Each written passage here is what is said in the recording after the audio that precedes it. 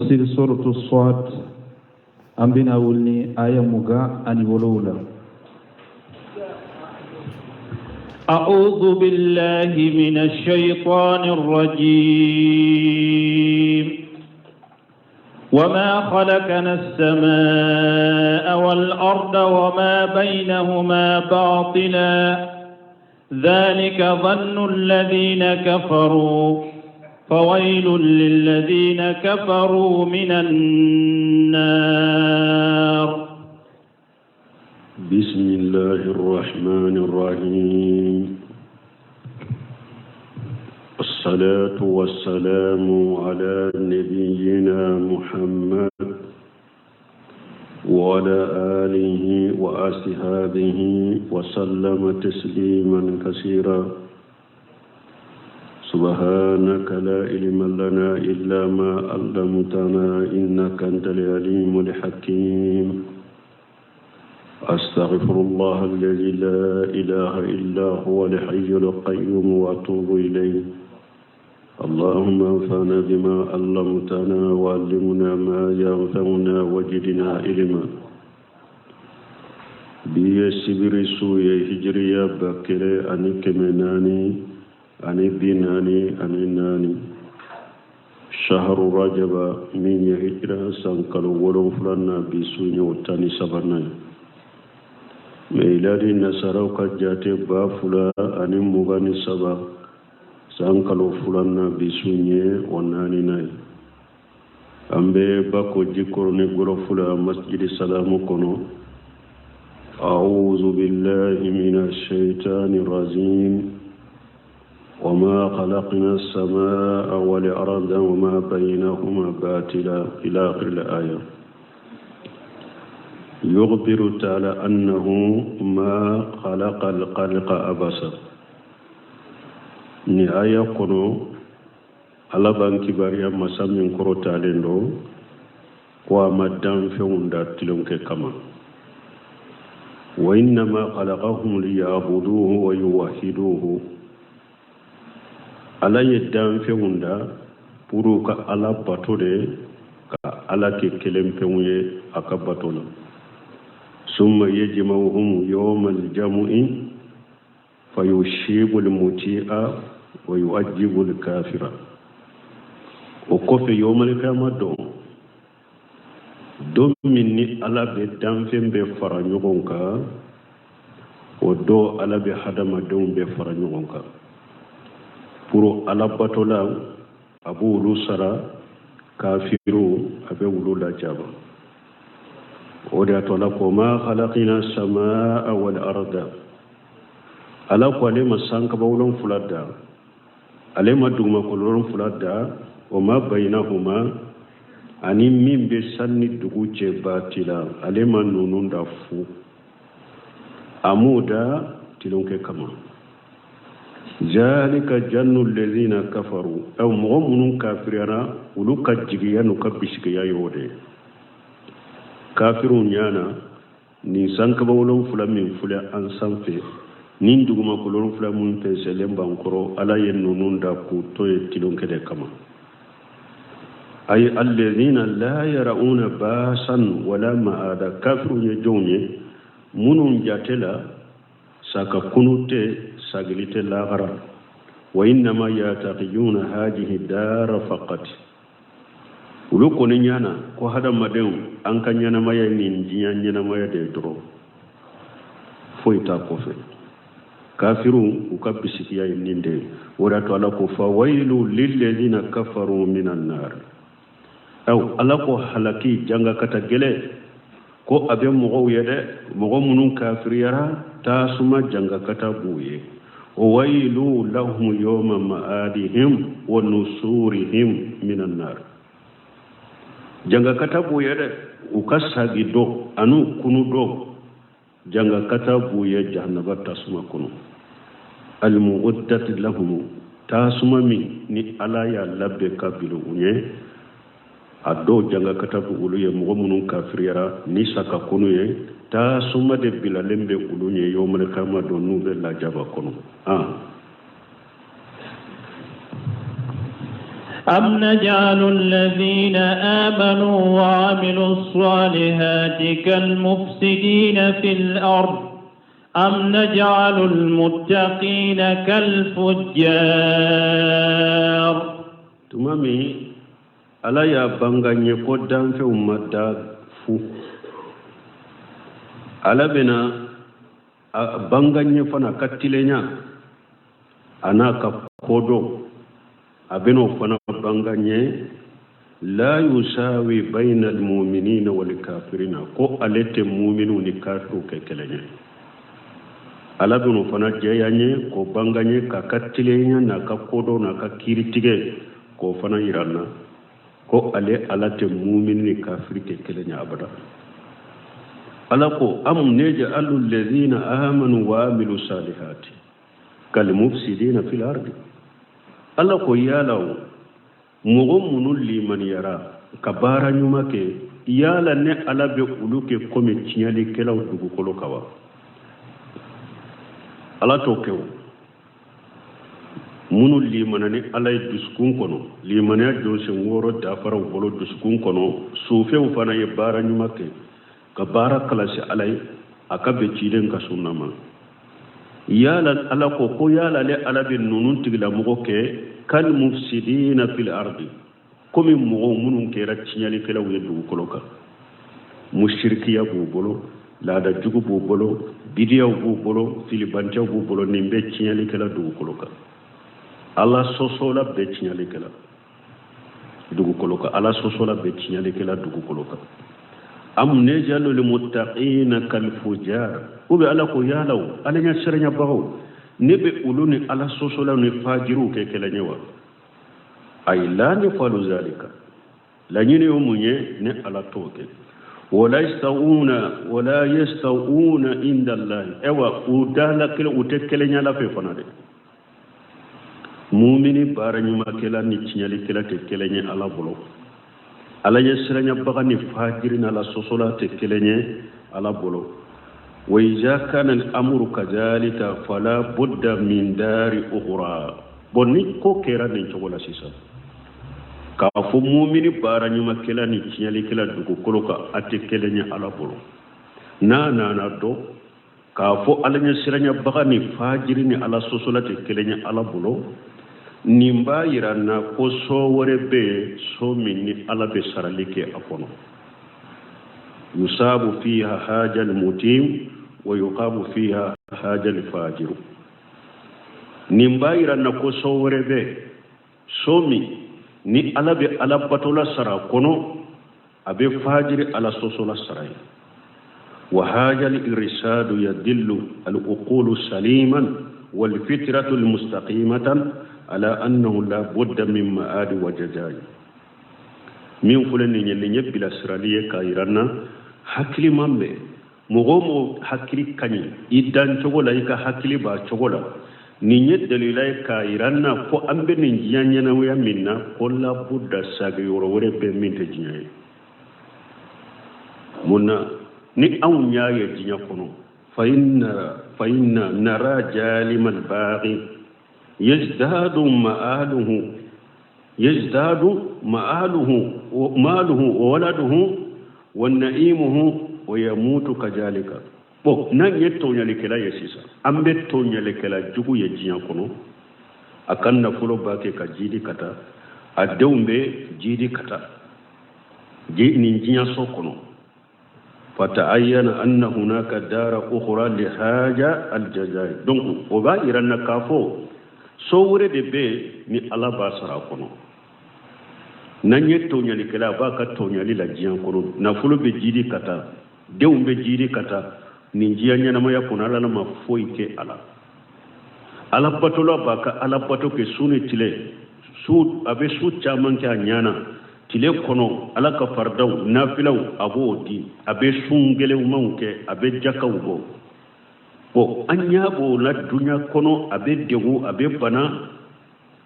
hammi ubasoro kammi ubasoro yala abeshika ke alaka kodo na alaka hikima kono konu numbe ke jianya na ma kono te nu sara bebeta di bebe sate wa kokote okwa eska hakili boyira hakili toyira hakili ba yira de tonyali kila min fula ka tonyali la jiyan kono ni ala ma fen kala don wore de be ni ala ya ma kono nay aba ka sarasoro odo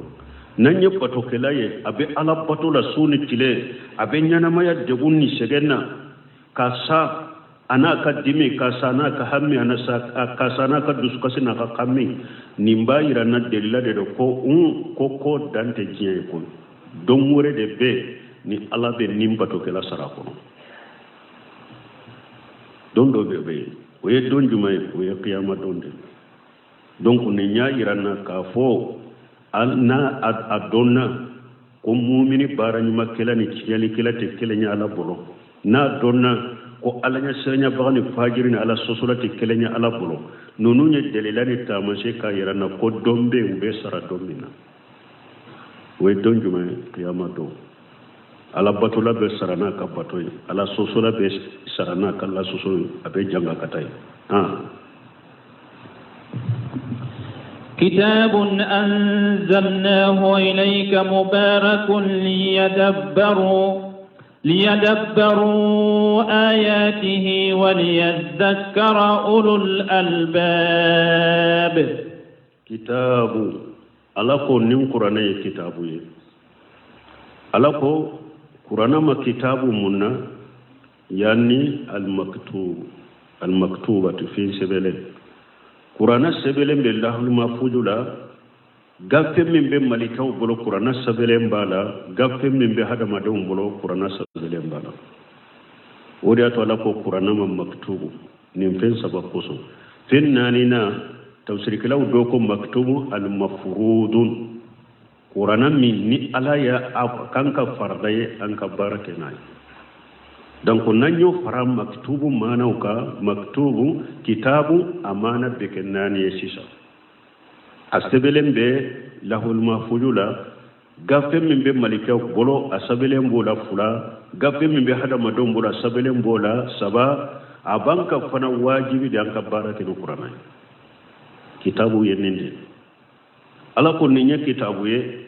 anjalinahu ni ala yajibi ni nyaayira ala be sanfé de parce que ko ay qur'ana jigi ala yere be mi wala sanfé ni mbayira fana ni qur'ana jigina kabo ala de fe ala ka kuma de ala de kuma nana ne ala ni nya kitabu ye ni nya qur'ana ye ne ala ya jigi ilayka kana yima muhammad mubarakun qur'ana hera kacha ni ya kala ni dusukun kalashe a hera kacha ni ya tadabburu ka famu a hera kacha ni ya barake na a hera kacha ni abe kiri min fonna ya kiri tigena ya hera kacha qur'ana bi balim minna koy ka to ya hera kacha du mara chogo furu don chogo furu bon chogo na ya barake na a hera kacha kisasu munum bala kiri munum bala ni mugoye mugo faga sabatara ka ya faga na yo ke a hera kacha na ko bolo ka chigi na ya tiga hera kacha mubarak qur'ana hera de kacha liyadabbaru ayatihi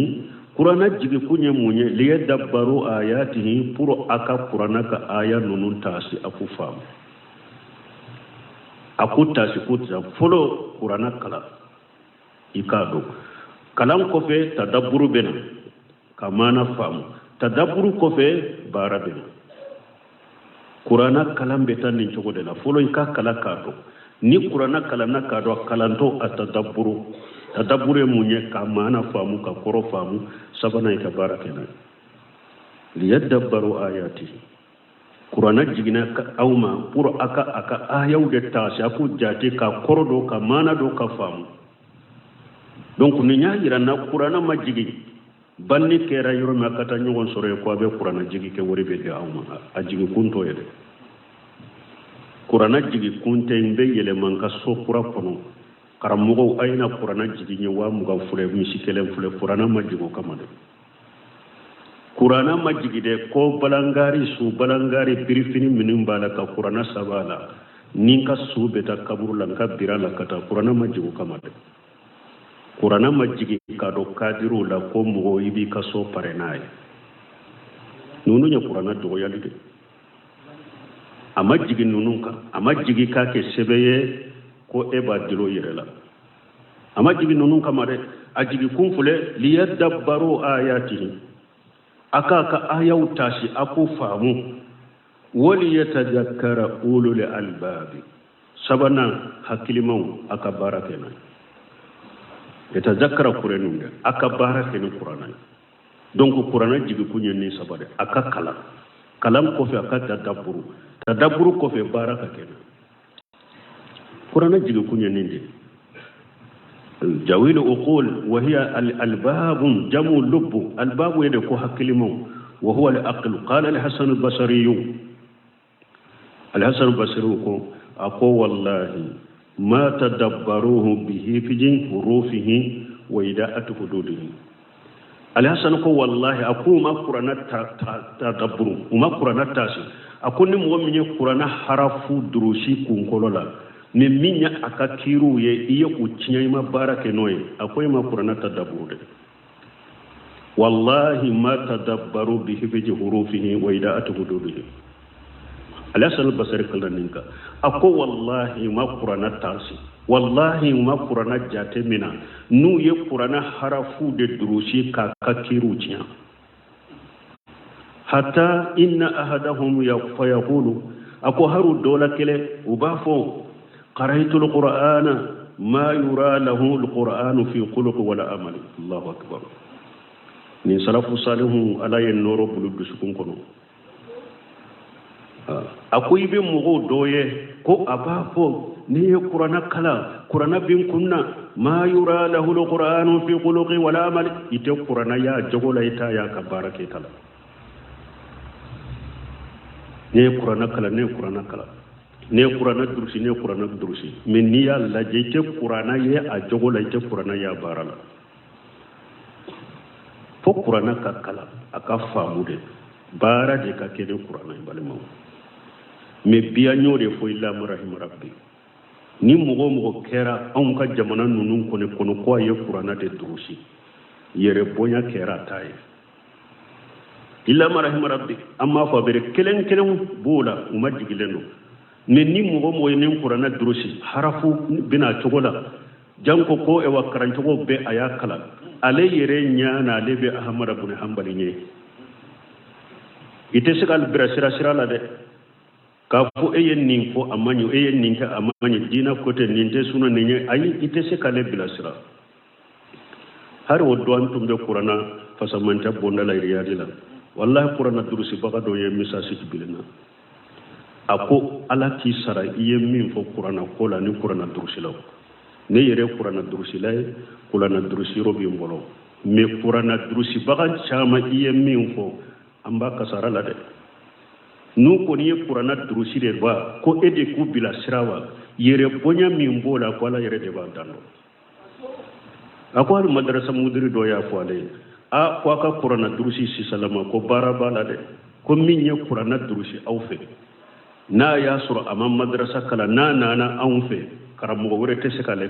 parce que le nyana le ye qur'ana durusi karamo mi qur'ana durusi karamo mi ma qur'ana durusi e man kala ako haru ka kalan ka gele madrasa wala min ye qur'ana durusi na tara jami'a min ni kala nyoro min haraka kalan ka gele parce que le nyana karamo ba ale ko ni kala qur'ana te e kunnawa ale nyana ale be enye e man kale kala ko gele ya be de ako harale de la ka ko qur'an durusila doye ni abe na be sallini mo ye na be riwaye chama mfo abeta riwaye kala ni jamate riwaye mindo ako ale ko bune museminu ko ako ni be sallini jamaye bebe riwaye mindo o kala mo ye ikana ta kalamba nyagabi qur'ana ube kalan cogo min do o kala mo ye salliye mo nye kanata kalan cogo were kala nye jamate min do he ko ri useminu yere jonye useminu yere be riwayo do wa ko ale ko ni ek ta sera ni degere de ma assalamu alaikum o bula de en ko do har ni fawjani ta fo do ye ko e siga bebe fawjani la mere o kasara be nunu go Qur'ana kala na kan majigi de dima jogo de kanye kan majigi de me Qur'ana bawu jogo cinyare ite seka karamogo ka kuma fo awye min be nin fo hari min ye e kala Qur'ana la te seka kolo taw se minu koro kolo ate seka kolo taw se minu koro la nu jakala Allah ahad min ye e kala de anka jamano kono de min ye e kala o te seka sigi use minu koro ko be ke use minu ka kolo taray ate se jam koy kalande ataka yire valeri do doni aka sabali Qur'an to yo koy Qur'an kalante ko harfu nunundu hewa duru siran kunna de kalan to nyuma be mbolo Qur'an kalain to yo koy ay sabali de aka yire majigi ha al Qur'an hujjatul laka wa alayka Qur'an ko fula de imma na kima hujja la garaw be na kika hujja mo be Qur'an kala tadabburte hara korofa mutu bolo ado fule har ni salli nyagamiro bolo te se kanye wote se ka dila me o nyana ale doni min bale bolo te bomba de bolo o nyana doni min ba bolo te usebinu o nyana doni min bale bolo te ahmad ibn hanbali bo ambe min fo hada madaw nya ye sabali akayire majidi qur'ana na hera ni ya durusi hera do o da abdullah ibn mas'ud ko sebo ka qur'ana durusi to tunte ko man tayire to go siso ayata harisa sahala untake abdullah ibn mas'ud ko duka qur'ana durusi togo ko ayata ko ni ayata in kala kubu famu de folo ko koro famu ka barake nuye winya marani minye kake na yasoro bali fendo yi bali minna ka to ko ola ibarte me ulo ba ko sisa ayen nunun durusi abdullah ibn mas'ud ko duka qur'ana durusi mo togo tunenye tuma ibn semine ni hadisa sarahu ako sebo ka Qur'ana durusi togo ewa hifijan wa iliman wa amala saba ka harafun nunun durusi kele fulanna doni mumbula kodo sabana ka barakena sebo ka Qur'ana durusi togo tunyinde o de ato ni ayatan min durusi min togo ba fo hafidu ko yini ayatan durusi me awu hurufu doronde be e kunkolola utum mana ni koro yere do afamulenti boro shekul islam bunteme ko e kunfinde o fana bu toro de kase degre ma ko Qur'ana durusi ma ko kunfi ko ite foi do ye kalambali de o te o ku togo soro fare korola me shekul islam bunteme ko akoni ye Qur'ana durusi da kolo de bu kunna durusi lembe kunna amana famulenti bolo ita koro do ita mana do ita tafsir do ko ye kunfide ayabo aya jumana wa minhum ummiyuna la ya'lamuna alkitaba illa amaniya suratul baqara kono ala ye tawreta tigul la ko sinay ako tawreta tigum ko kumpium bola kalambalu bola ku te fuido tawreta la fo akolonje kalali doro akolonje doro de bu kunna me wuta korodo wuta mana do ala yere yu yore ko kumpi ko kalambalu aw bunte mi ko abo to ko kelende la silama fanana ni mugo ye Qur'ana durusi akoro fabulenti bolo a jogote ela itake kabara kena e kunfie kalambali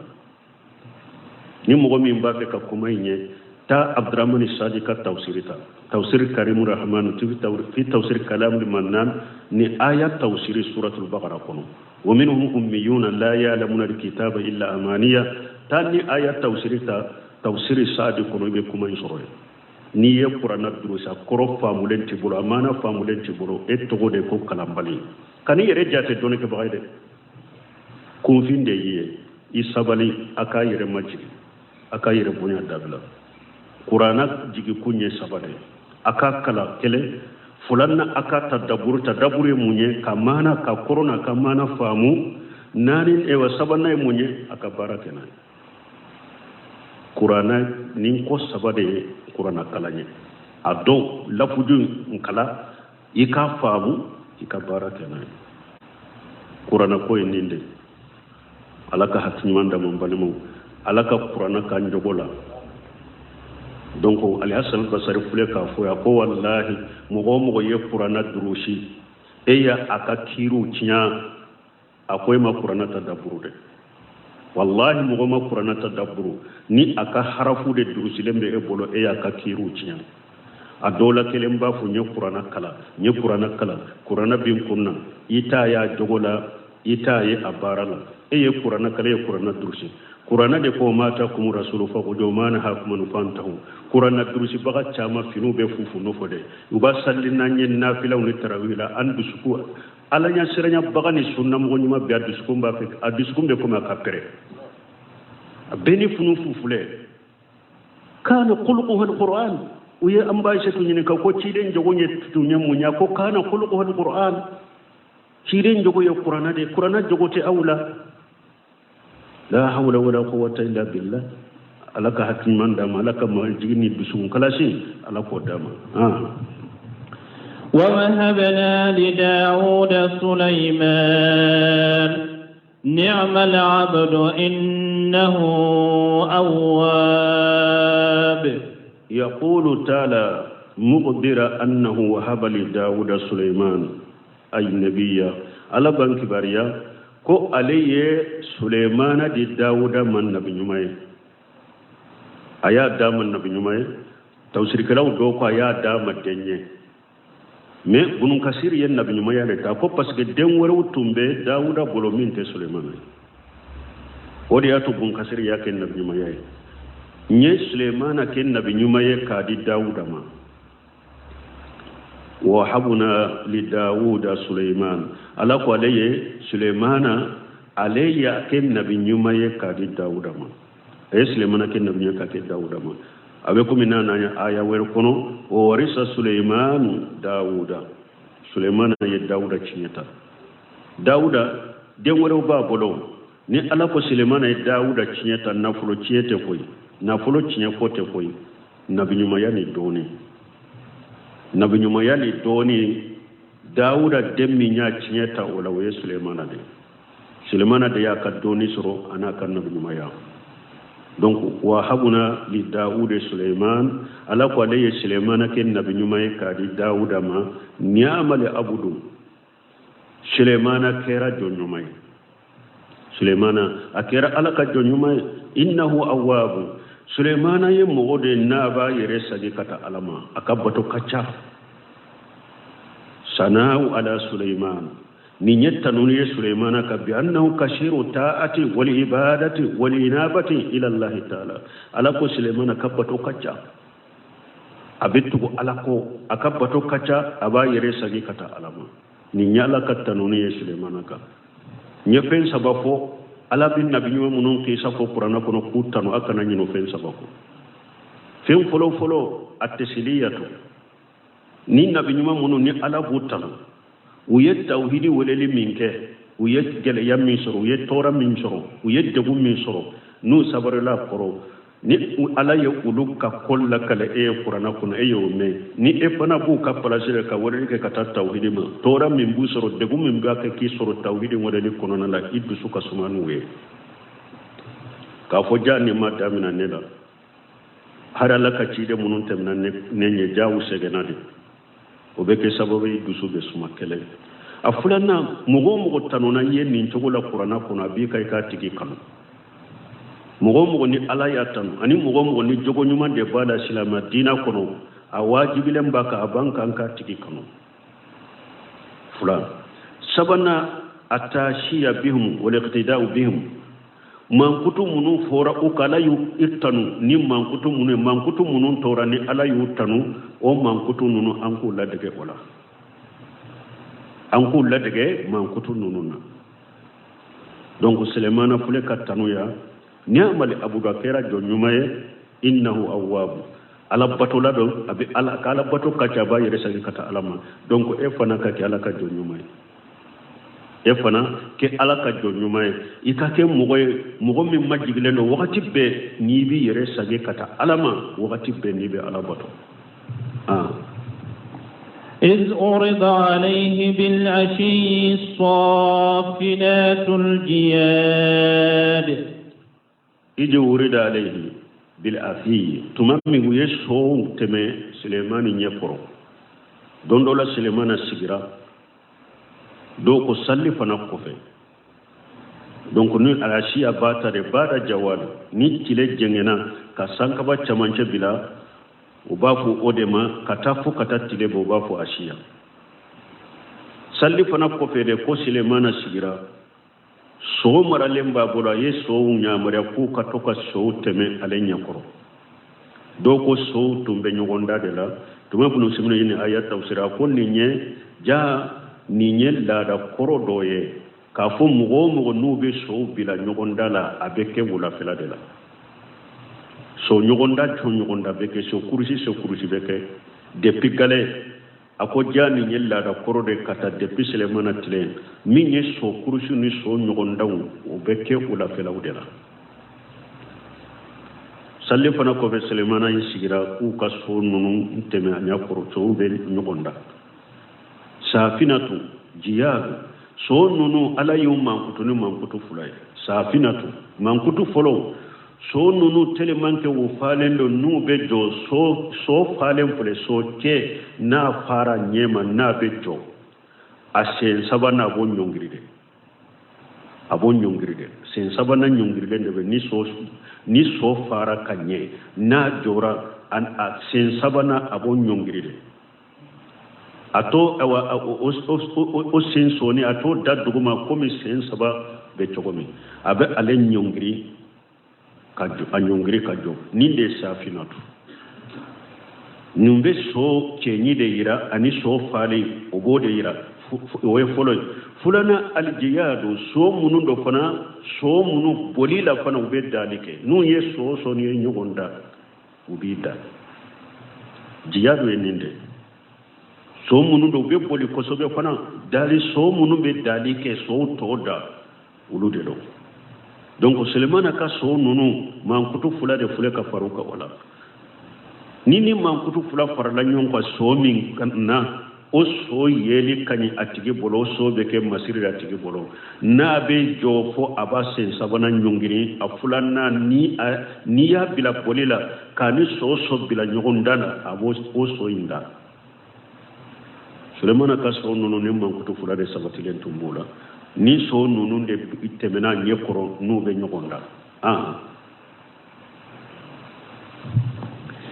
فقال إني أحببت حب الخير عن ذكر ربي حتى توارت بالحجاب سافينة أنكو سبنا سنانينا دبي نيونغري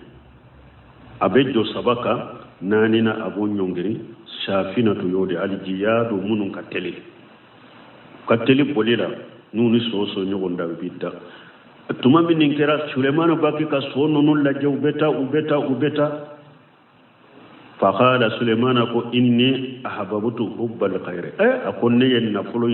kanu nafolo kanu o yin soro de al khair yen nafolo de me tafsir kala chama ba bila mun ka ya so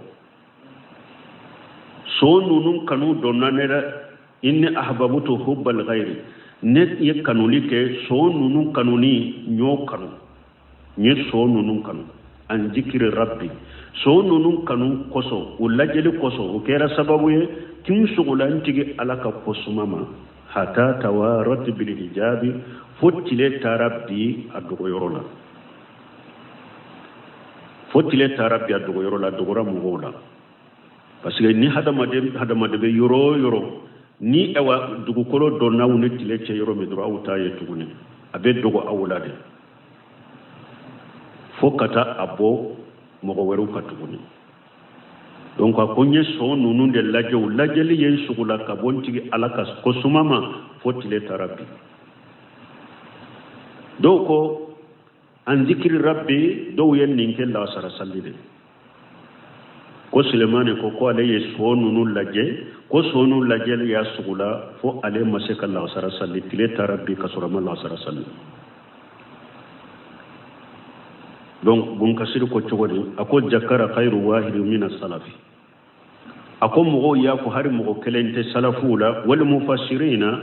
ani tawsir kalaw annahu astaqalla bi ardiha hatta fata waqtu salati al-asr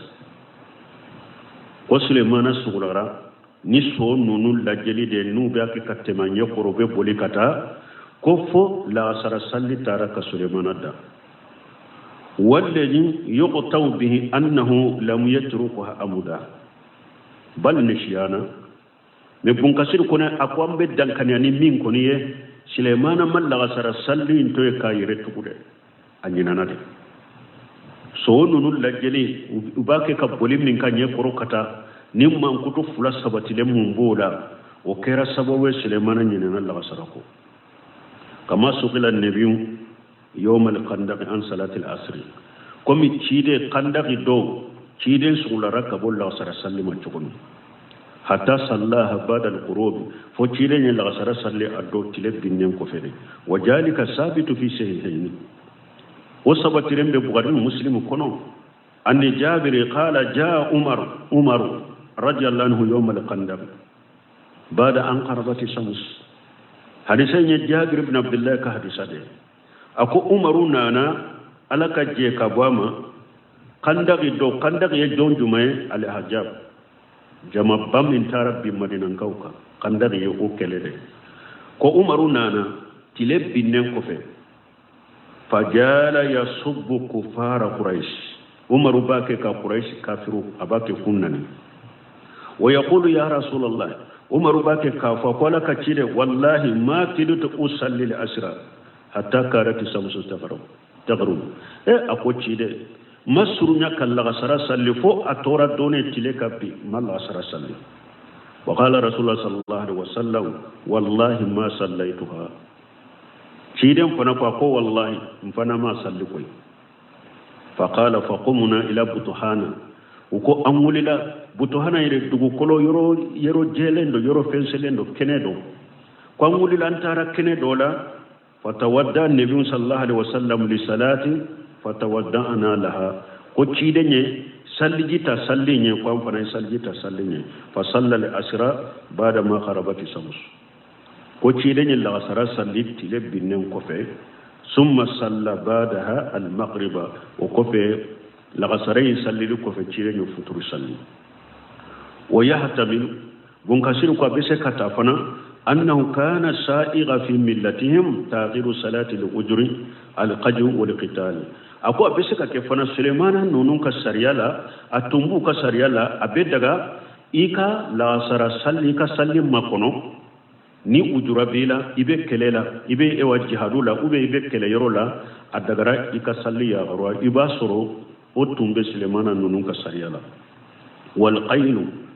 turadu lil qital parce que so nunun na kunyu munye Sulemana nyakoro so nunun labbe kele de kama wa qad inda ta'ifatu min al ulama akod doni ke bawo doya afofana doni ke bawo la anna haja kana masru'a فنسخ ذلك بصلاة الخوف دوكو أي دونك ما دوكو أي مين أدغالين توندو نيبه كليلا إيكا سالو يا غرويا فنيك كلي برناي بولو كم مين أو صلاة الخوف سيرانيا سالي نابه كلي يرون لا سيرانيا سالي نانا كوتوشي ومن من جهب إلى ذلك في هذه المسابقات والمدايقات دوكو أي adagara salli ka ya garuya nani kafiru be nyogon dalila ube ni kafiru debu yawu debu abe daga aka salli ya garuya hatta tumakkinu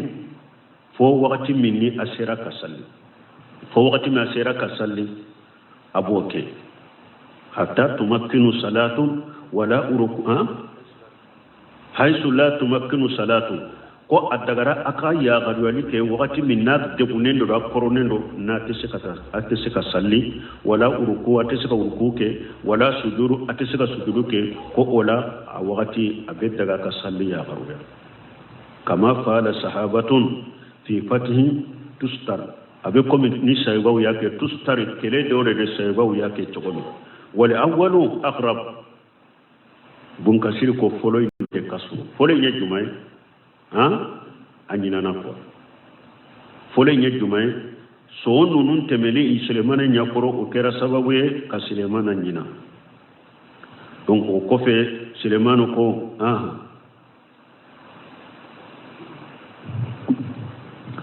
ردوها علي فطفق مسفحا بالسوق والأعناق tuma min nin kera so nunun lajeli kera sababu Suleiman surara nyinana amalla asara salli on tafsir kala samanya fo cogomi sino aya koni kode uyun sugula ka wala ka kosumama esga yisalli fo aya masalli fo me bunkasir ko sarafu ni tafsir kala ko ko la asara salli de tara kata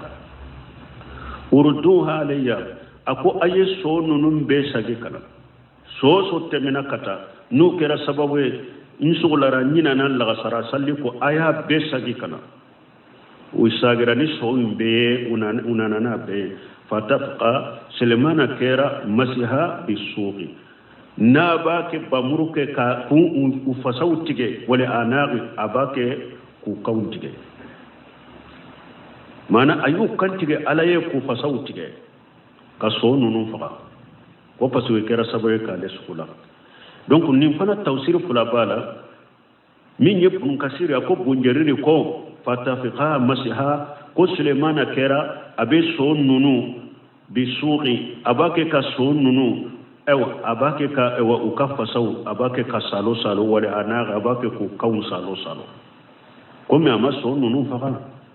ko so nunu nye baga wunde daba wunde do ko uye munke ni Sulemana be pagula ku faga ko ama so nunu faga ko atumbu salode ko ayu salode munye ewa ukanshi uye donc ani munye uka ewa sheunu ka fasawye ko Sulemana bake ku salo na bolode ko me aporte ko ayu faga me tuma bun kasir yani nati ako wa hada alladhi arjaha bihi bun jarir fihi najru ako bun jarir freka min griyate ko amu faga de ko ayu salode donc ko shika benina bun kasir ko bunjeru freka mingiriya shika benina li'annahu qad yakunu fi shara'ihim jawaju misli haja ako pasri ba soro abu luka sariyala nunu na nyona do daga lendo ulu yu ka sariyala la shiya mai ja kana qadaba lillahi ta'ala ako ewa kuma mana na ya soro Sulemana dimna ala yede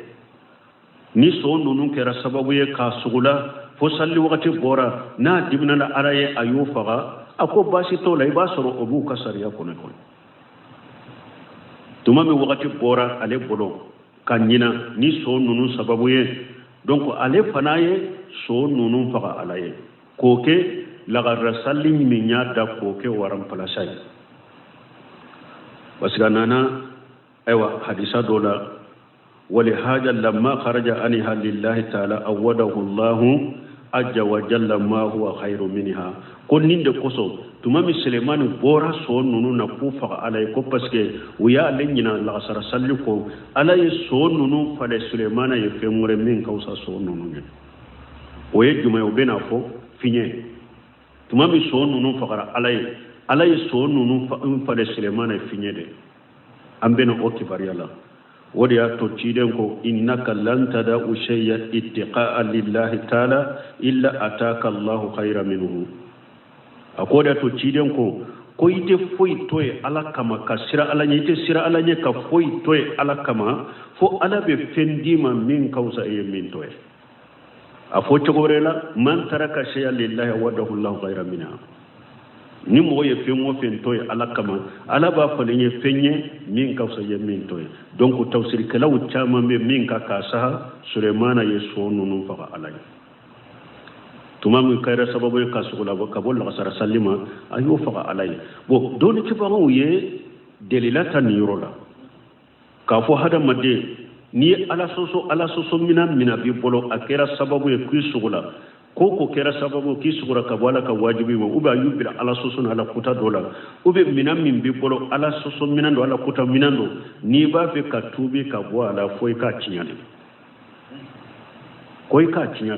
comme Sulemana yeso nunu fa ka chukumi o Sheikh Islam Ibn Taymiyyah qala Sheikh Islam Ibn Taymiyyah ko inna li uqubat al maliyya salasatu aqsam ako ka hada maden nyangi ube hada maden kire nyangi ni na fulo ka hada maden nyangi ni na fulo ya ako atila lendo kata tila yoro masaba folo ali itilaf kana fulo chinya wa huwa itilafu mahallul munkarati taba alaha ako yejumai mana ala soso yoro kata ulukari ala sosoyoro kata ulukara comme misalila al asnamu bitakthiriha wa hiraqiha wa tahatimi alati lahwi akum misaliya min ye monument ye ka monument kari borin ku kari ku jan boni ba soro dode ya Allah be kabila ate ferewa wori talawa min ni aywa jamana an ka jamana na ye fanga soro silamiya ye fanga soro ala akera silama jamana yi a dagara famaw ye monument be jamana yi kono kata be kari ka be jan u kata be kari u ka be jan akon nimbe sharia kono ka be kari ka be jan wa tahatimi alati lahwi ube tilonke minaw kulu kari mogo min ni donkeli minaw ni tilonke minaw de bula ku mina kulu kari wa tamzighi awaiyatil khumur ube dolo minaw ku fara mogo min ni froko be do ba bolo afale dolola ni famaw ya sura dagaraw ka dolo be froko min kono ka fara ka dolim ka bo kono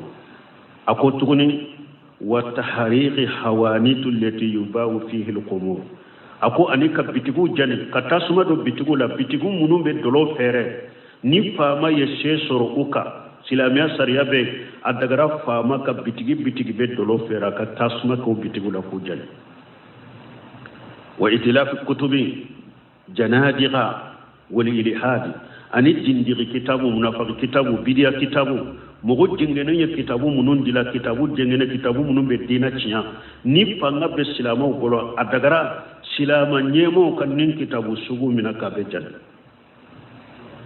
wal iflim al qaliya ani filmu kunta munun be jamana kono adagara nunun be kamina ka ciya wa suwarul mujassamati wa nahwi jalika ani photo munun ye monument ye comme haranka kalifuru monument sugu munun fule kalifuru nununa ni samate yoro dola miside yoro dola ni silamiya ye fanga soro jamana in kono mogo soro lambolo ka ke jamana nyema ye mi silamiya sariya nana be barakena ulu bebe kande silamiya sariya ye wurudu di ni na fulo sugu ulu kaciya haru no ya soro wori bade donala nu ko wori bade donala nonu be ciya de donc abo kono ama ala soso mina fo misali la télé be e bolo ba fe ka tobi ka wala e yere baro ni nyin ka télé fere mo ni nya fera ma be ala soso de la jenay abe bara kenay ala soso de la télé inci de kana fere mo ma de ni ya fere mo ma min beta abara kenan ala soso la idonna aya kun wala ta'awanu ala ismi wala udwan ala ko kana nyugo de me junugo ni ya dala donc ni ma mo soro ni ba fera ma min be halala la jenay télé in karide a cide ikaboy bolo seul sira bunte mi na fulo cinya aya a cogoya min fo folo fule ninde fulana taghyir na fulo cinya mi ni ba ke puru ka ko e wa ko jugudo bale ka boy misil taksir al umlatu al mujifatu mana wori mununye fobiyo ko lu fana cinya fobiyo wasatari allati fiha taswir ani fana ewa sutura munu irido munu terewresi munu ni photo bola kulu fana fara ka photo yoro bola ka toke kungoro do nawo akon nim fana sabatira silamiya sare kono asabana atemuleki wori cinyami amba mina ela ka di mo worema o yejuma o bo misali yake mislu sariqati tamrul al muallaq cide nyaay ayra mo ika tamaru foro tamaru dilolende do ni mo do na ko sunya de ko tige ko sunya ko ngodo bala ya tige silamiya sariya ni ya mina silamiya sariya te sunya likana nyangide silamiya sariya babira ede kaye hakke mi sunya tamarola yawa iri je munun dirolen tumbala yu tige ko dude e bulu sarakata made bolo tige takane na e bulu sarakata made ani fana wa tasadduq bi jafaran makhsus ani jafarani mi mana la tukolo munu nyagambira ka fengore nyagambira kasa jala munu atigi ye fengore de nyagambala na ba fere nunu na nyugona nu usorola abe nunu ta ku sarakati da abubu umina tigi la ku sarakati fa musadaratu misl hadhihi al ashiya وصدقت بها وبأسمانها سغسلا بونتمي أكون نونو نان شابنا نونو نان يغنو أبن نونو من كو صدقتي دي أبي أبو فيري كو سونو صدقتي فانتما ولا دونك سبتيرا dewa nyangili beseka ken na folo tiñaye anka sariya kono nin ko saba dola kelenya donc wala ni mo min ala soso minande bi bolo ni ba fe ka boala ni e yere ya do ke togo site alela fo mo ka barakene ala soso de la i ka tobi ye munye wala i ka tiña donc Suleiman fule kana sonon nunu fa alaye ko parce que o kera sababu ka le nyina la sarako ولقد فتنا سليمان وألقينا على كرسيه جسدا ثم أناب ولقد فتنا سليمان ألق والله علي سليمان لا جربي اختبرناه بأن سلبناه الملك مرة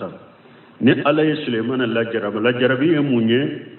ala ya kam masaya de minala wakati kunkurni do kono ni masaya minali ni la jarabi min fule ni fana doni ke bawo ko ala ko alayhi Suleiman la jarabi mais alla jarabi la ni la jarabi togo minye ko ala mo fonye mais tawsirike la chaman ba fo ala ya kam masaya de minala wakati kono ni masaya minala la chogodi doni ke bawo be la halanani de fo ala la hala folo woye qisa israiliyati bunka siri yere bo fo aka tawsir ko woye israiliyati wote sahaba yahuda galon min da dawuda la musokola wiyo galon yona da Suleiman fana la musokola parce que yahuda golo dawuda ni Suleiman nabi ni mawte marale kala wudero odiya to ye musoko galon da wala bo ko Suleiman ko muso do be tumbe ko muso keme de tumbe Suleiman bro ko aka muso keme ko muso kelen tumbo ola ko muso sana ka muso furu qisa riwaya do la ko muso tunye boli batola de atumbe aka boli batola ka sokono ko Suleiman ya ye ko adjara Suleiman ay ko dubu ko Suleiman ya muso furu ka faraka muso nununga bo ko muso Suleiman yere tundale ndo o muso de la do ba ko jaradatu do ba ko al amin ko muso to yo woye Suleiman dalen tunde muso inde la katima ka muso to be ga ko Suleiman ka khatamu aka borona nege minna ka masaya gundo bala ko bolona nege do tumbe ko Suleiman ka bolola ko aka masaya gundo bo odela marali gundo be bo odela ko na be do nyegen kono ko abe bolona nege khalifa o muso de la adale mbale doronde la na bora nyegen ko na baka bolona minala ko dolola ko aye bolona nege indi muso inde makka do nyegen kono ko jinna doya yere do Suleiman saurala kana muso ima ko ka bolona nege di ko muso nye bolona nege di jinna ima ko jinna nye bolona nege do bolola dro ewa Suleiman kam masaya nana masaya tilara Suleiman la kana jinna ko jinna inde tarasi Suleiman ka seji ka se sabe kiruti ko me aka kiritige togo ama mo hojia aka kiritige mo togo ama mo hojia ko tara Suleiman ka muso nyininga ko Suleiman be kiru munun tige sisa aka kiru nunu majanya de yala au pana mashika aka kola done ba ka muso ya umununya ko Suleiman ka muso ko anyere so binana ko dola de parce que wakati min nambe kalo bola tunde shama me sisa abanje nyugonya kalo bola la hawla wala quwwata illa billah kuma ka jugu nununya bo ko la nyini fulene ye ko ni mbolona nege soruna togodi ko Suleiman kera de sa akera ko mi fatore abe yala ni duguni badanga woni fonye ko nana baji dala dondola jige mona ube ko doya nyini ka yala to ko e donya ko ne Suleiman de ko o ye bereke ka bugo fo ka joli surana ko jige mona to ko iman ni nyede iya bugo munna ko ima ya ko ale Suleiman de kinnan ko iman ka bugote ko ulu ye jige fula dama ko aya soro ja bo ko tuma mi jinna min bake ka kiru tige ko ama mo jiya ko uye danga ka dawuke jinna inka ko ka jinna to wucela doro ko apanna ka bucela kata do bajila ko ja Suleiman ka bolona ne ka bora bolola ka jege do fana yo kunu ko jege mona nono tuma min ye Suleiman bugote uye nyogon jalage ko ye jege fulata ka di Suleiman ma ko akulu dum ko Suleiman yo o jege nono ko ayo o jogo nono de kono fara ko ya ka bolona ne ke soro jege kono ya do bolola do kamra le sagira kanama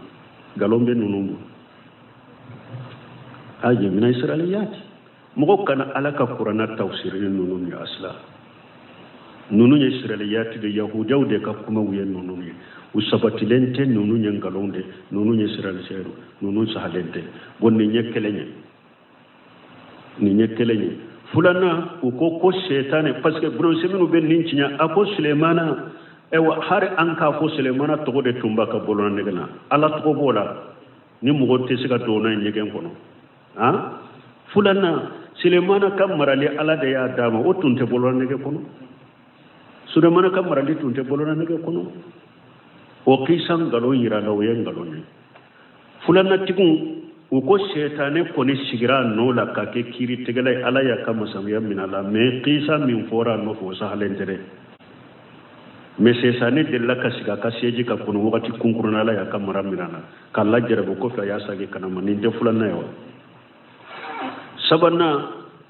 wal qaina la kursihi jasada do ko Suleimana la jarabi kunye munye ha ko Suleimana kalilade ko Suleimana kalila dondo la sudo la muso bi kononto de tumba bolo ire way do la muso keme akalna ko wallahi ngam muso bi kononto suina ube ngam muso keme mbe abeka fo nyogonya su kelena akelen kelebe denke wolo fana mimbe jihadu kala kasirala malika ko Suleimana ma ko inshallah fo aka inshallah fo Suleimana ma inshallah fo parce que Suleimana nyana sallahu fo tenina nimben bi sukun kono de ama sallahu fo tuma mi Suleimani ma sallahu fo o suina aye ko inke fana akam muso bikono to be muso keme aya be ka fo nyonya ajera be no fe kelen mi ashima den soro fo muso kele o yere ye hadama den tilance aye dommi wolo a fando imbe fagalende do salende do ni be fando indela ko alay Suleimana la jasada nyede ko alay Suleimana la jarabi donc muso keme ube muso bi konon ta sima den soro fo muso ko de o yere hadama den tilance de so ko de yella jarabi nye ni alay na ko ye farikulo tigi do bila Suleimana kadilanka ni nya jolina sabana do ko ay ko Suleimana yere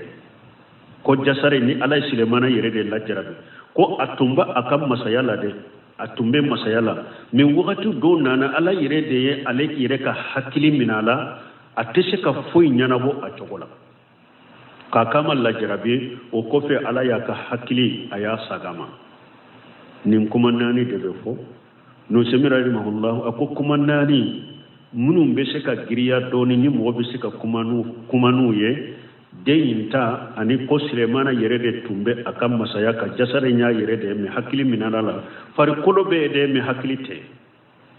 aka fari kolo fule a chogola mi hakilite na be se ka ko nya na bonai aya la jarabi ni nye o ko fe ala ya ka hakili sagama donc ko har ni min be na saha ube ni kuma be se ka keni minye fula inde do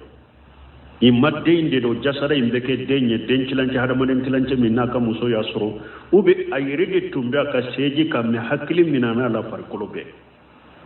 la jarabi nyeninde me qisa min bo fo shaytanen ka kola wote qisa sahabenye